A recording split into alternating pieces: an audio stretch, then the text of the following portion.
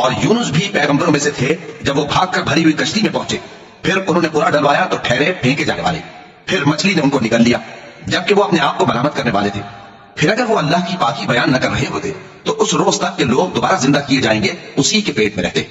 پھر ہم نے ان کو جبکہ وہ بیمار تھے چٹیل میدان میں ڈال دیا اور ان پر کدو کی بیل اگا دی، اور ان کو 1,00,000 یا اس سے زیادہ لوگوں کی طرف پیغمبر بنا کر بھیجا تو وہ ایمان لے آئے، سو ہم بھی ان کو دنیا میں ایک وقت مقرر تک فائدے دیتے رہے۔ ان سے پوچھو تو کہ بھلا تمہارے پروردگار کے لیے تو بیٹیاں ہوں اور ان کے لیے بیٹے، یا ہم نے فرشتوں کو عورتیں بنایا اور یہ اس وقت دیکھ رہے تھے؟ دیکھو یہ اپنی جھوٹ بنائی ہوئی بات کہتے ہیں کہ اللہ کی اولاد ہے، حالانکہ یہ جھوٹ ہے۔ کیا اس نے بیٹوں کے مقابلے میں بیٹیوں کو پسند کیا ہے؟ تم کیسے لوگ ہو، کس طرح کا فیصلہ کرتے ہو؟ بھلا تم غور کیوں نہیں کرتے؟ یا تمہارے پاس کوئی واضح دلیل ہے؟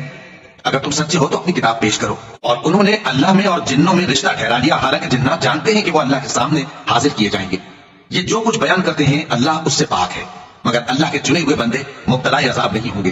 سو تم لوگ اور جن کو تم پوچھتے ہو اللہ کے خلاف کسی کو بہکا نہیں سکتے مگر اسی کو جو جہنم میں جانے والا ہے۔ اور فرشتے کہتے ہیں کہ ہم میں سے ہر ایک کا ایک مقام مقرر ہے، اور ہم صف باندھے رہتے ہیں اور ہم تسبیح کرتے رہتے ہیں۔ اور یہ لوگ کہا کرتے تھے کہ اگر ہمارے پاس اگلوں کی کوئی نصیحت کی کتاب ہوتی تو ہم اللہ کے چنے ہوئے بندے ہوتے۔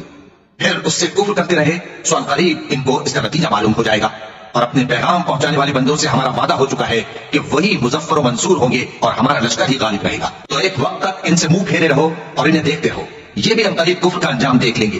کیا یہ ہمارے عذاب کے لیے جلدی کر رہے ہیں؟